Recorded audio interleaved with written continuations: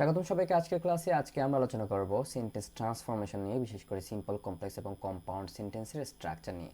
তোমার পরীক্ষায় যদি একটা সেন্টেন্স সিম্পলে দেওয়া থাকে এবং বলা হয়ে থাকে যে এটিকে কমপ্লেক্স বা কম্পাউন্ডে নিয়ে যাও, তাহলে তোমাকে আগে বুঝতে হবে যে আমার সেন্টেন্স যেটা আছে সেটি আসলে সিম্পলে আছে। ঠিক আছে, হয়তো এটা কমপ্লেক্সও থাকতে পারতো, নাহলে এটা কম্পাউন্ডে থাকতে পারতো। বুঝতে পারছো কিনা? তাইলে এই জন্য আমাকে নিয়ে যেতে হবে প্রথমে ফাইনাইট ভার্ব সম্পর্কে বুঝতে হবে। কি সম্পর্কে? ফাইনাইট ভার্ব সম্পর্কে। আচ্ছা, ফাইনাইট ভার্ব হচ্ছে এমন একটি ভার্ব যা দেখে আমরা টেন্স চিনতে পারবো, আর যা সাবজেক্ট অনুযায়ী পরিবর্তিত হবে। যেমন আমরা যদি বলি হি প্লেস, সে খেলে, প্লেস দিয়ে বোঝাচ্ছে সে খেলে, এটা প্রেজেন্টে আছে। আর হি প্লেড, সে খেলেছিল, অতীতে খেলছিল। অর্থাৎ প্লেড দিয়ে আমরা অতীতের কথা বুঝতে পারতেছি, বাক্যটি অতীতে আছে। তাহলে প্লেজ এবং প্লেড এই দুইটা দিয়ে উভয় সেন্টেন্সের আমরা টেন্সটা বুঝতে পারতেছি, এই জন্য এই দুইটিকে আমরা বলতে পারবো ফাইনাইট ভার্ব। ঠিক আছে। আচ্ছা, তাহলে যা সাবজেক্ট অনুযায়ী পরিবর্তিত হয় তাকেই ফাইনাইট ভার্ব বলে। এর অর্থ ধরো এম আছে, ইজ, আর, এগুলো কি হয়? আই এর সাথে এম বসে, হি এর সাথে ইজ বসে, দে এর সাথে আর বসতেছে। অর্থাৎ সাবজেক্ট অনুযায়ী কিন্তু এই ভার্বগুলো পরিবর্তিত হচ্ছে এবং এগুলো কিন্তু প্রায় একই টেন্সেই রয়েছে, তাই না?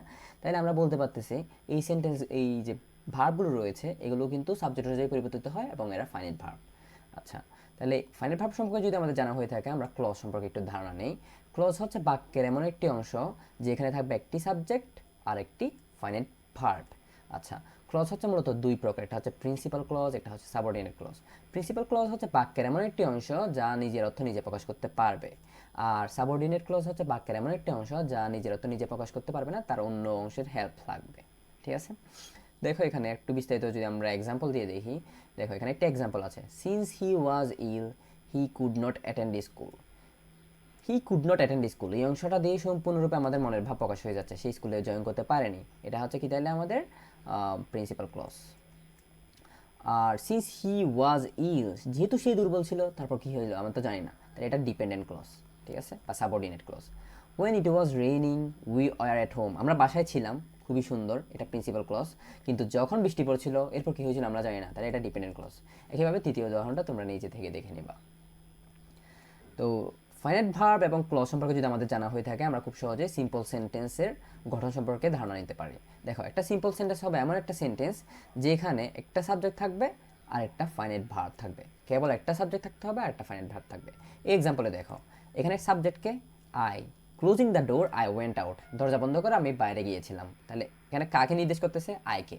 তাহলে এখানে সাবজেক্ট কয়টা? একটা। আর এখানে ভার্ব কয়টা? ক্লোজিং আর ওয়েন্ট আউট। এখানে দুইটা মূলত, একটা ওয়েন্ট আউট আর একটা হচ্ছে ক্লোজিং। বাইরে গিয়েছিলাম, এটা দিয়ে আমরা বোঝাচ্ছে মূলত অতীতে। আমরা জানি গো, ওয়েন্ট, গন। এর মধ্যে ওয়েন্ট হচ্ছে মূলত ভার্বের দ্বিতীয় ফর্মটি বা অতীতের কথা বোঝায়। তাহলে এটা দিয়ে আমরা কি বুঝতে পারতেছি? টেন্স চিনতে পারতেছি, আর এটা হচ্ছে ফাইনাইট ভার্ব। ক্লোজিং দ্য ডোর, দরজা বন্ধ করে। এখানে ক্লোজিং দিয়ে কি আসলে বর্তমান বোঝাচ্ছে, নাকি ভবিষ্যৎ বোঝাচ্ছে, নাকি অতীত বোঝাচ্ছে, কিছুই জানি না, তাই এটা হবে নন ফাইনাইট ভার্ব। ঠিক আছে, তাহলে এখানে কেবলমাত্র একটি সাবজেক্ট আছে আর একটা ফাইনাইট ভার্ব আছে, এই জন্য এই সেন্টেন্সটা হচ্ছে সিম্পল সেন্টেন্স। ঠিক আছে, এখান থেকে ব্যাখ্যাটা তোমরা নিজে থেকে দেখে নিবা। এক্সাম্পল টুতে আমরা যদি দেখি, বিকজ অফ হিজ ইলনেস, তার দুর্বলতার কারণে বা অসুস্থতার কারণে, he could not attend school, সে স্কুলে জয়েন করতে পারেনি বা যোগদান করতে পারেনি। He could not attend school, could not attend, এই যে কুড নট অ্যাটেন্ড, এটা দিয়ে আমাদের বোঝাচ্ছে সে অতীতে স্কুলে জয়েন করতে পারেনি, এটা একটা ফাইনাইট ভার্ব। আর একটা সাবজেক্ট হচ্ছে এখানে হি, সে। আর এখানে আর কোনো ফাইনাইট ভার্ব আছে? বিকজ অফ হিজ ইলনেস, এখানে কোথাও ফাইনাইট ভার্বই নেই, ইলনেস হচ্ছে একটা নাউন। ঠিক আছে, তার মানে বোঝা যাচ্ছে এখানে একটা ফাইনাইট ভার্ব আছে, এখানে একটা সাবজেক্ট আছে, তার মানে এই সেন্টেন্সটা কি আমাদের সিম্পল সেন্টেন্স। অলরাইট। আচ্ছা, এক্সাম্পল থ্রিতে তোমরা নিচ থেকে দেখে নিবা, at the time of raining, বৃষ্টি পড়ার সময়, উই আর এট হোম, এখানে ওয়ার হচ্ছে ফাইনাইট ভার্ব, আর এখানে শুধুমাত্র সাবজেক্ট হচ্ছে উই, এই কারণে এটা হচ্ছে একটা সিম্পল সেন্টেন্স। এক্সামে সহজে বুঝতে পারার জন্য আমরা এই বিষয়গুলো দেখতে পারি, in spite of, because of, to সাথে কিছু ওয়ার্ড, তারপর টু, তারপর ভার্বের সাথে আইএনজি, তারপর বাই বা উইদাউটের সাথে জেরান্ড।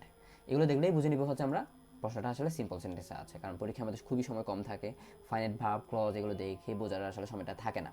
আচ্ছা, কমপ্লেক্স সেন্টেন্সে যদি আমরা যাই, a complex sentence has one principal clause, কেবলমাত্র একটা প্রিন্সিপাল ক্লজ থাকবে আর একটা সাবঅর্ডিনেট ক্লজ থাকবে। অর্থাৎ একটা কমপ্লেক্স সেন্টেন্স অবশ্যই কমা টমা দিয়ে যুক্ত হয়, সাথে একটা প্রিন্সিপাল ক্লজ থাকে, আর একটা থাকে সাবঅর্ডিনেট ক্লজ।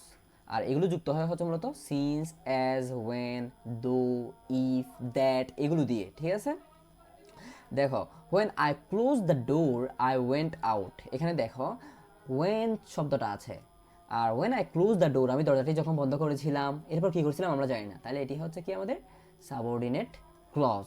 আর I went out এটা হচ্ছে মূলত প্রিন্সিপাল ক্লজ, তাই না? আই ওয়েন্ট আউট, আমি বাইরে গিয়েছিলাম। When I close the door, এটা দিয়ে কিন্তু সম্পূর্ণরূপে মনের ভাব প্রকাশ হচ্ছে না, এই জন্য এটি সাবঅর্ডিনেট ক্লজ বা ডিপেন্ডেন্ট ক্লজ।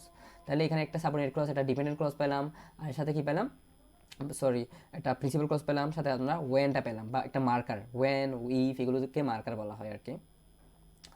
তো আরও উদাহরণ যদি আমরা দেখি, এর আগে আমরা কি উদাহরণ দেখেছিলাম, since he was ill he could not attend school, যেহেতু সে অসুস্থ ছিল সে স্কুলে জয়েন করতে পারেনি। এটা কিন্তু অবশ্যই কিসে আছে, কমপ্লেক্স আছে। কীভাবে আমরা বুঝবো, হি কুড নট অ্যাটেন্ড স্কুল এটা প্রিন্সিপাল ক্লজ, এটা সাবঅর্ডিনেট ক্লজ, সিন্স আছে। একইভাবে এটা আর এই দুইটা উদাহরণ তোমরা নিজ থেকে করে নিবা, ঠিক আছে? দেখো পরীক্ষায় সহজে চেনার জন্য আমরা দো বা অল দো খুঁজে বের করতে হবে, সিন্স বা এস পেতে হবে, ওয়েন ইফ আনলেস, ছাড়া হচ্ছে রিলেটিভ প্রনাউন যদি থাকে হু হুইচ হোয়াট, তাহলে আমরা বুঝতে পারবো এই সেন্টেন্সটা আমাদের যে প্রদত্ত সেন্টেন্স সেটি কিসে আছে, কমপ্লেক্সে, ঠিক আছে? তাহলে কম্পাউন্ড সেন্টেন্সের ক্ষেত্রে আমরা যদি চলে যাই, কম্পাউন্ড সেন্টেন্স হচ্ছে মূলত দুইটা বা তার চেয়ে বেশি কি থাকবে, আমাদের প্রিন্সিপাল ক্লজ থাকতে পারে। তবে তোমাদের ক্ষেত্রে কেবলমাত্র দুইটা প্রিন্সিপাল ক্লজই থাকে কম্পাউন্ডে, আর এগুলো যুক্ত থাকে মূলত হচ্ছে অ্যান্ড, অর, বাট এবং ইয়েট, এই চারটি কনজাংশন দ্বারা, কোঅর্ডিনেটিং কনজাংশন বলা হয় এগুলোকে, অ্যান্ড, অর, বাট, ইয়েট। দেখো এখানে আমরা যদি উদাহরণ দেখি, আই ক্লোজ দ্য ডোর আমি দরজাটি বন্ধ করেছিলাম, খুবই সুন্দরভাবে মনের ভাব প্রকাশ করতেছে। এরপর একটা কোঅর্ডিনেটিং কনজাংশন আছে অ্যান্ড। এরপরে দেখো ওয়েন্ট আউট আমি বাইরে গিয়েছিলাম, আইটা যেহেতু এখানে দুইটা অংশের জন্যই আইটা সাবজেক্ট, এই জন্য এখানে আইটা উজ্জ্ব আছে, তুমি চাইলে আইটা দিতেও পারো নাও দিতে পারো, কোনো সমস্যা নেই। আচ্ছা, আই ওয়েন্ট আউট আমি বাইরে গিয়েছিলাম, এটা দিয়েও খুব সুন্দরভাবে মনের ভাব প্রকাশ হচ্ছে। আই ক্লোজ দ্য ডোর এটি দিয়েও সুন্দরভাবে মনের ভাব প্রকাশ হচ্ছে। তাহলে এই দুইটা অংশই হচ্ছে মূলত আমাদের কি, প্রিন্সিপাল ক্লজ, এটাও এটাও, আর সাথে তারা কি দিয়ে যুক্ত আছে, অ্যান্ড দিয়ে, এই জন্য এটাকে আমরা কি বলতে পারো, কম্পাউন্ড সেন্টেন্স, ঠিক আছে? আরেকটা উদাহরণ আমরা দেখতে পারি, হি ওয়াজ ইল সে অসুস্থ ছিল, অ্যান্ড এটা coordinating conjunction, he could not attend school সে স্কুলে জয়েন করতে পারেনি। তাহলে দুইটা অংশই কি বাক্যের প্রিন্সিপাল ক্লজ।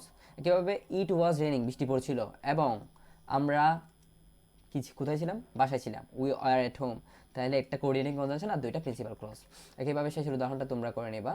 তাহলে আজকের ক্লাসটা এতটুকু দিয়ে থাকবে, আশা করি তোমরা ভালো থাকবা, সুস্থ থাকবা, এবং আশা করি সিম্পল এবং কমপ্লেক্স এবং কম্পাউন্ডের যে স্ট্রাকচারগুলো সেগুলো তোমাদের ভালোভাবে জানা হয়েছে, যা পরবর্তী ক্লাসগুলোতে হেল্প করবে। ধন্যবাদ সবাইকে।